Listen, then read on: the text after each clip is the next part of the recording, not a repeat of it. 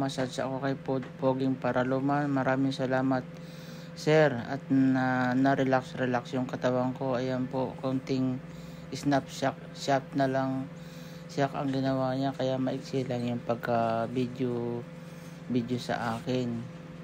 Kaya naman lang yung pagmasahe sa akin. Kaya yan mga guys, medyo na-relax yung katawan ko. Maraming salamat.